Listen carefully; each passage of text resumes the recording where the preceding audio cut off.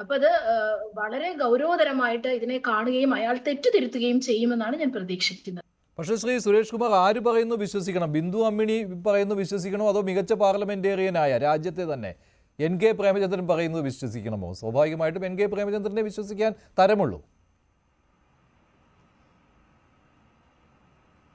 അല്ല, ഇക്കാര്യങ്ങളെല്ലാം അക്കമിട്ട് ഞാൻ മറുപടി പറയാം. ഇപ്പോൾ എൻ കെ പ്രേമചന്ദ്രൻ പറയുന്നത് വിശ്വസിക്കണമോ, ബിന്ദു അമ്മിണി പറയുന്നത് വിശ്വസിക്കണമോ എന്ന് കേട്ടാൽ, എൻ കെ പ്രേമചന്ദ്രൻ പറഞ്ഞ പൊറോട്ടയും ബീഫും കഴിച്ചു എന്ന് പറയുന്നത് ബിന്ദു അമ്മിണിയാണ്. ബിന്ദു അമ്മിണി പറയുന്നത് വിശ്വാസത്തിലെടുക്കാനേ നമുക്കിപ്പോൾ തൽക്കാലം നിർവാഹമുള്ളൂ. ഈ കള്ളപ്രചാരവേല സംഘടിപ്പിക്കുന്നതിന് പിന്നിലെ ഗൂഢോദ്ദേശം എന്ത് എന്നതിനെ സംബന്ധിച്ച് കൃത്യമായി ഇവിടെ ജനങ്ങൾക്ക് മനസ്സിലായി കഴിഞ്ഞു. ബിജെപിയുടെ പ്രതിനിധി ഇവിടെ ചില കാര്യങ്ങൾ സൂചിപ്പിച്ചു. അദ്ദേഹം പറഞ്ഞത് കേരളത്തിലെ സർക്കാരിനെയും പോലീസിനെയും പ്രതിസ്ഥാനത്ത് നിർത്തിക്കൊണ്ടാണ് അദ്ദേഹം ചില വാദഗതികൾ പറഞ്ഞത്. അദ്ദേഹം യങ് ഇന്ത്യ ലോയേഴ്സ് അസോസിയേഷൻ ശബരിമലയിൽ സ്ത്രീ പ്രവേശനം സാധ്യമാക്കണമെന്ന് പറഞ്ഞ് ഹർജി ഫയൽ ചെയ്ത ആ സംഘടനയെ അദ്ദേഹം ബോധപൂർവ്വം മറക്കുന്നു. സംഘപരിവാരവുമായി ആ സംഘടനയ്ക്കുള്ള ബന്ധം വെളിച്ചത്ത് വരാതിരിക്കാൻ അദ്ദേഹം ശ്രദ്ധിക്കുന്നുണ്ട്. ഈ പെറ്റീഷൻ ഫയൽ ചെയ്ത പ്രേരണകുമാരിയുടെ പേര് അദ്ദേഹം ബോധപൂർവ്വം മറന്നത് എന്താണ്? അതുപോലെ തന്നെ ഈ വിധി പ്രസ്താവിച്ച, ഞാൻ ചുരുക്കി പറയുകയാണ്, സ്പീഡിൽ പറയാം, വിധി പ്രസ്താവിച്ച ഈ ബഹുമാനപ്പെട്ട ന്യായാധിപന്മാർ, അവരുടെ പേര് അദ്ദേഹം പറയാതിരിക്കാൻ വളരെ ബോധപൂർവ്വം ശ്രമിക്കുന്നുണ്ടല്ലോ.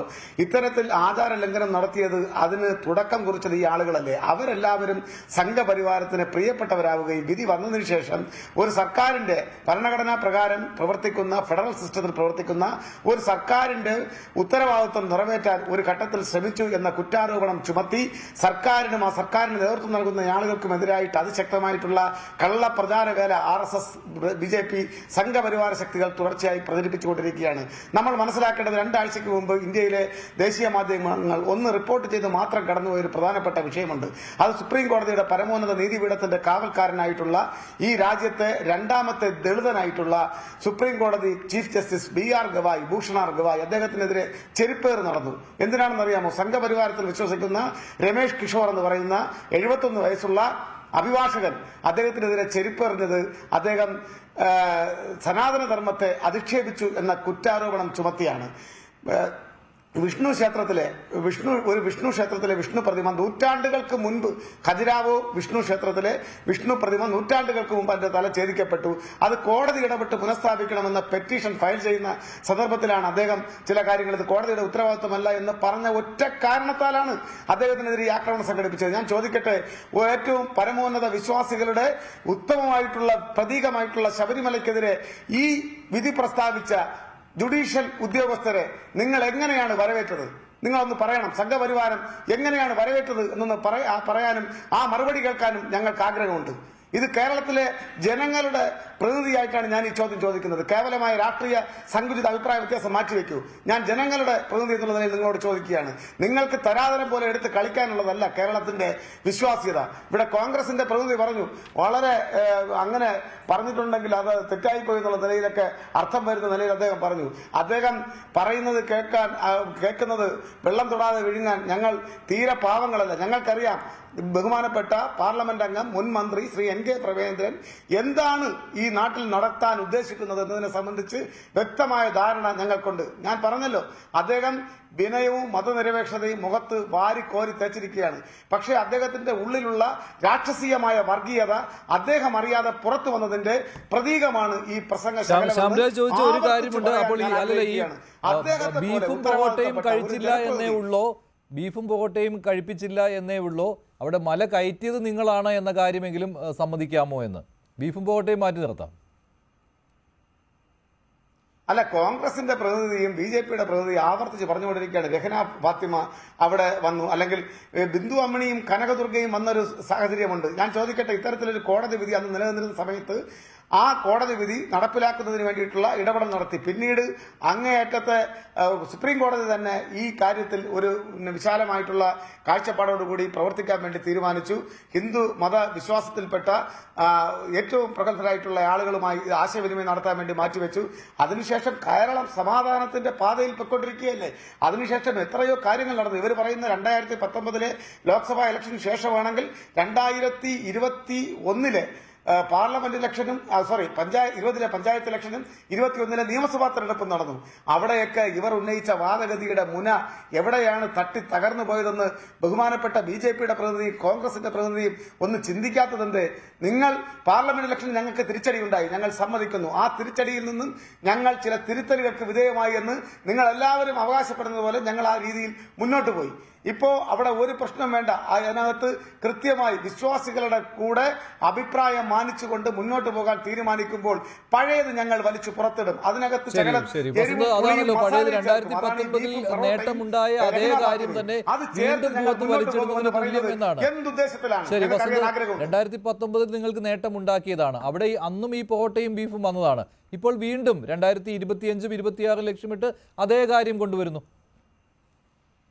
അല്ല മഞ്ജുഷ്, നോക്കൂ, 2019 ഇവർ എടുത്തു പോന്ന നിലപാട്, അതായത് 18 അവസാനവും 19 ഇവർ എടുത്ത നിലപാട് പിന്നീട് ഇവർ തിരുത്തി എന്ന് ഇദ്ദേഹം പറയുമ്പോൾ അത് ഔദ്യോഗികമായി CPM പറയുന്നുണ്ടോ ഞങ്ങൾ എടുത്ത നിലപാട് തെറ്റാണെന്ന്? അതായത് സുപ്രീം കോടതിയിൽ നിന്ന് ഒരു വിധി വരുന്നതിന്റെ ആദ്യ മണിക്കൂറിൽ തന്നെ എടുത്തുചാടി നവോത്ഥാന കേരളത്തിന്റെ നായകനാവാനുള്ള ശ്രമം നടത്തിയത് പിഴച്ചുപോയെന്നും ആ പിഴച്ചുപോയതിന്റെ ഭാഗമായി തങ്ങളുടെ കാൽച്ചുവട്ടിലുണ്ടായിരുന്ന വോട്ട് ബാങ്ക് മടങ്ങിപ്പോയത് കൊണ്ട് തൽക്കാലം ഞങ്ങളെ വിശ്വസിച്ച് നവോത്ഥാന നായകരാവാൻ ഇറങ്ങി പുറപ്പെട്ട കേരളത്തിലെ വനിതാ മതിൽ കെട്ടിയല്ലോ. നിങ്ങളുടെ പലരുടെ നേതാക്കന്മാരുടെ ഓഡിയോ ഒക്കെ പുറത്തു വന്നതാണ്. ഇനി മറ്റേ തൊഴിലുറപ്പിന് ജോലിക്ക് വരണ്ട, കുടുംബശ്രീയിലെ ലോൺ ക്യാൻസലാക്കും എന്നൊക്കെ പറഞ്ഞ് നിങ്ങളൊരു വനിതാ മതിൽ കെട്ടിയല്ലോ. ഇനി അതല്ലാതെ നിങ്ങളെ വിശ്വസിച്ച്, പാർട്ടിയെ വിശ്വസിച്ച് വെളിയിൽ വന്ന നിങ്ങളുടെ വനിതാ സംഘത്തിന്റെ നേതാക്കൾ അടക്കമുള്ളവരോട് അയ്യോ നമ്മൾ പണ്ട് ചെയ്ത് തെറ്റായി പോയേ എന്ന് പറയാനുള്ള ആർജവം നിങ്ങൾക്കുണ്ടോ?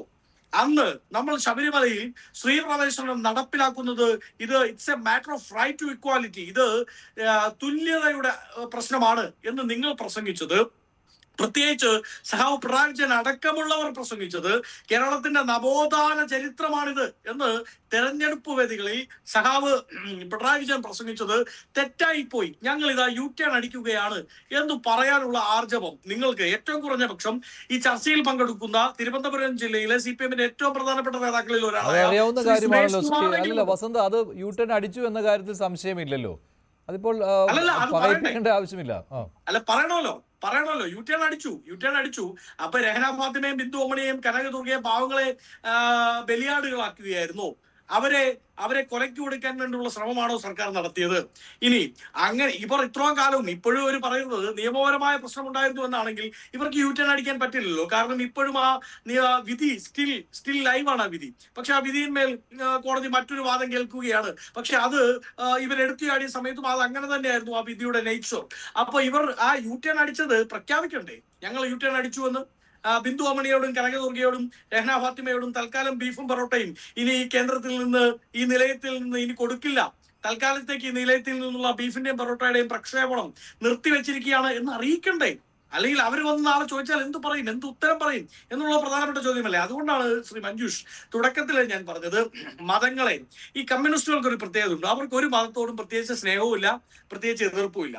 ഇവർ എത്തയിസ്റ്റുകളാണ് എന്നാണ് ഇവർ പറയുന്നത്. അതുകൊണ്ട് എന്താ ഇവരുടെ ഗുണം?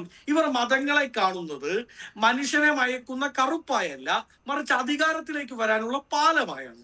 ആ പാലം ചിലപ്പോൾ മറിച്ചിടും, ചിലപ്പോൾ തിരിച്ചിടും, ചിലപ്പോൾ നേരെ വെക്കും, കുത്തനെ വെക്കും. അത് അവരുടെ സൗകര്യപൂർവ്വമാണ്.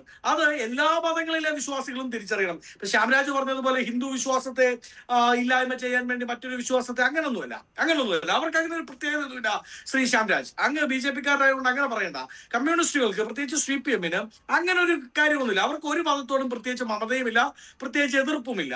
ഇപ്പോ ഈ വരാൻ പോകുന്ന തെരഞ്ഞെടുപ്പിൽ ക്രിസ്ത്യൻ സമുദായത്തെ കൂടെ നിർത്തിയാലാണ് ജയിക്കാൻ പറ്റുക എന്ന് അവർക്കൊരു സ്റ്റഡി ഉണ്ടെങ്കിൽ, അവർക്കൊരു റിസർച്ച് ഡേറ്റ ഉണ്ടെങ്കിൽ അവർ നാളെ ക്രിസ്ത്യാനികളുടെ ആളാവും.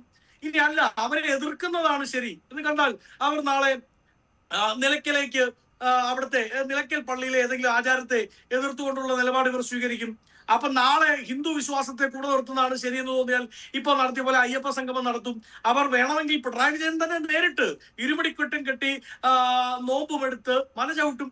അപ്പൊ അവരുടെ ആത്യന്തികമായ ലക്ഷ്യം എങ്ങനെയും അധികാരം പിടിക്കുക എന്നതും ആ അധികാരത്തിന്റെ സുഖ ലോലുപത അനുഭവിക്കുക എന്നുള്ളതുമാണ്. അപ്പോൾ ജനം ഇത് തിരിച്ചറിയും. ആദ്യഘട്ടത്തിൽ ജനത്തിന് തിരിച്ചറിയാൻ പറ്റിയില്ല. ഇപ്പോ സുരേഷ് കുമാറൊക്കെ അതുകൊണ്ടാണ് ഇത്രമാത്രം പുളകം കൊണ്ട് ചോദിക്കുന്നത്. നോക്കൂ, ഞങ്ങൾ അതിനുശേഷം വന്ന തെരഞ്ഞെടുപ്പുകളിൽ ജയിച്ചില്ലേ? ശ്രീ സുരേഷ് കുമാർ, അതിനുശേഷം ഉണ്ടായത് 2 തെരഞ്ഞെടുപ്പുകളാണ്. ഒന്ന് ലോക്സഭാ തെരഞ്ഞെടുപ്പ് 2019 നിങ്ങൾ തോറ്റുപോയി. പിന്നീട് നിങ്ങൾ പറയുന്നത് 2021 നിയമസഭാ തെരഞ്ഞെടുപ്പാണ്. സ്വാഭാവികമായും നിങ്ങൾ ജയിച്ചു. അതിന് ശബരിമലയിൽ നിങ്ങൾ നടത്തിയ U-turn മാത്രമല്ല കാരണം. അന്ന് കോവിഡിന്റെ ഒരു പ്രത്യേക സാഹചര്യമുണ്ട്. ആ സാഹചര്യത്തിൽ നിങ്ങൾ നടത്തിയ PR എക്സർസൈസ് ഞാൻ വളരെ ആധികാരികമായി എല്ലാ പൊളിറ്റിക്കൽ റെസ്പോൺസിബിലിറ്റി ഏറ്റെടുത്ത് പറയുകയാണ്. ഒരു സർക്കാർ ചെയ്യേണ്ട ദൗത്യങ്ങൾ ഒന്നും ചെയ്യാതെ അതിൻ്റെ ഇടയ്ക്ക് നടത്താവുന്ന എല്ലാ കൊള്ളയും നടത്തിയിട്ട് നിങ്ങൾ അത് മുഴുവൻ മറച്ചു വെച്ചുകൊണ്ട് നടത്തിയ ഒരു PR എക്സർസൈസ് ഉണ്ട്.